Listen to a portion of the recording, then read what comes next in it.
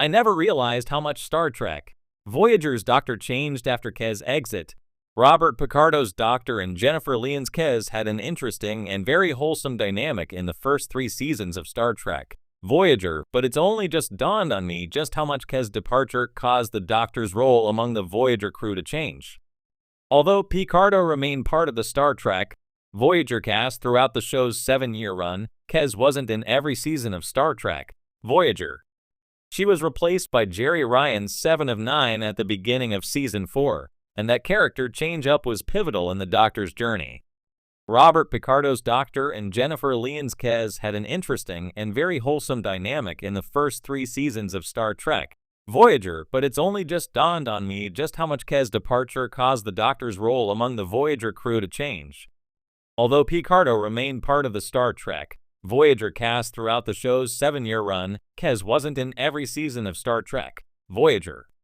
She was replaced by Jerry Ryan's 7 of 9 at the beginning of Season 4, and that character change-up was pivotal in the Doctor's journey. The Doctor's original personality subroutines were based on Dr. Louis Zimmerman, a character who would eventually go on to be played by Picardo as well.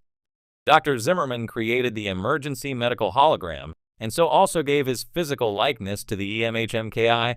Unfortunately, Zimmerman's brashness and lack of subtlety combined to form a terrible bedside manner, and I loved watching the Doctor grow into someone his patients felt comfortable around. A huge part of these lessons came from Kes, who was wise beyond her years and gently coached the Doctor into becoming a more warm-hearted physician. The Doctor had come a very long way by the time of Kes' departure, but the end of their relationship meant viewers were left without the Doctor's fascinating studies into human interactions. Thankfully, Picardo and producer Brannon Braga worked together to make sure a similar dynamic existed between the Doctor and Seven once Kes had been fully replaced. Speaking with Star Trek, Picardo told Braga he wanted the Doctor to think that the best person to teach 7 of 9 how to become human again is him, with the irony being that 7 was human, and the Doctor isn't. Kes being swapped out for 7 didn't keep the Doctor's storyline perfectly intact, but that's a good thing. It wouldn't have made any sense for 7 to teach the Doctor about human dynamics, as she knew almost nothing about the subject herself after being assimilated by the Borg at such a young age. However, Jerry Ryan became Picardo's scene partner roughly as often as her predecessor had. These sequences took on a similar feel to the Kes and Doctor moments, but with 7, the Doctor learned different things in a new way.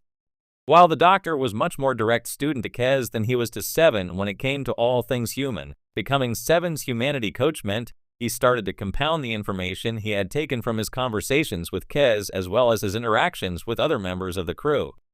Plus, while his time with Kes was focused on becoming more human, the Doctor's lessons with 7 quite often revolved around her feeling isolated because of her partially artificial nature. The Doctor experienced a similar phenomenon, so embracing his holographic origins was an unexpected advantage of teaching 7.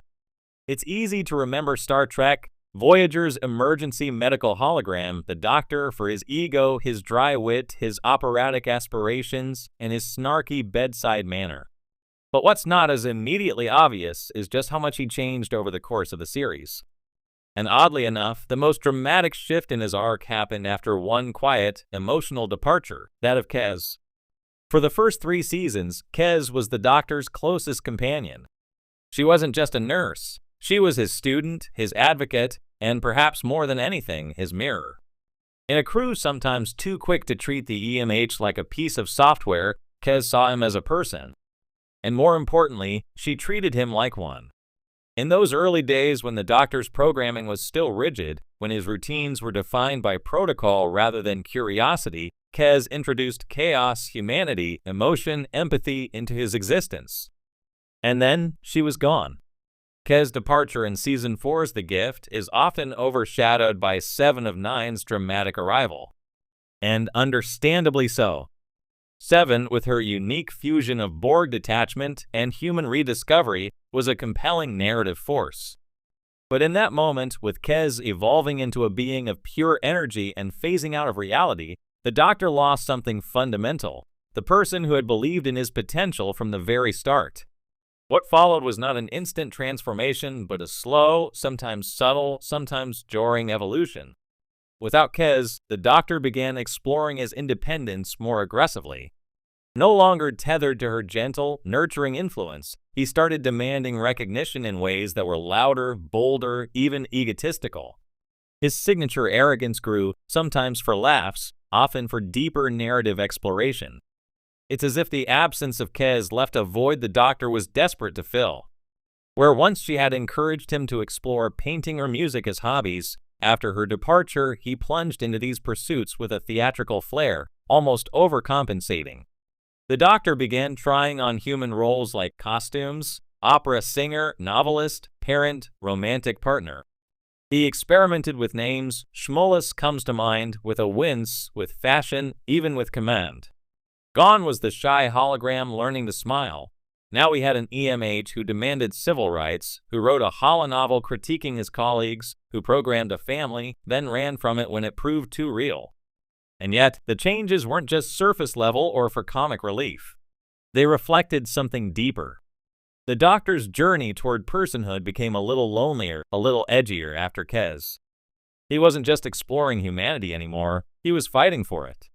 He challenged Janeway more, clashed with crewmates, made bold ethical stands. The compassionate guidance Kez offered had once helped him temper his more extreme impulses.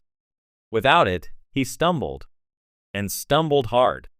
One could argue this made him a richer character. Before, he was charmingly awkward, an unintentional comedian. After Kez, he became controversial, sometimes even unlikable. But isn't that growth? Isn't that human?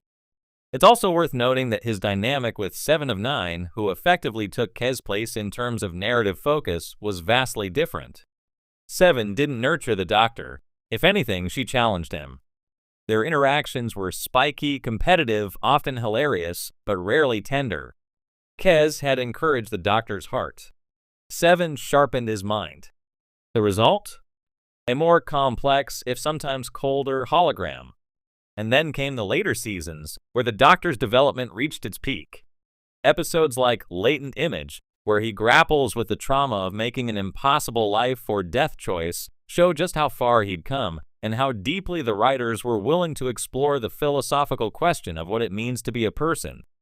But still, I can't help but wonder, would he have gotten there without Kez? It's easy to forget her. Her final arc was rushed. Her return in Fury is infamously uneven. But that doesn't change the impact she had. Kez was the doctor's first real friend. She laid the foundation for all the personhood he would later claim. And when she left, she forced him to grow without a safety net. The tragedy is that their paths barely crossed again. Yet in many ways, Kez was the one who set the doctor free, not just from the confines of sickbay, but from the limits of his programming, from the idea that he was just a tool. She saw something in him before anyone else did. Looking back now, I realize how much of the doctor's emotional arc is rooted in that early connection. How much he owed to that soft-spoken Ocampa with the curious mind and the fierce heart. And how much he changed when she was no longer by his side. Would you like this edited down or expanded into a full blog format with headings?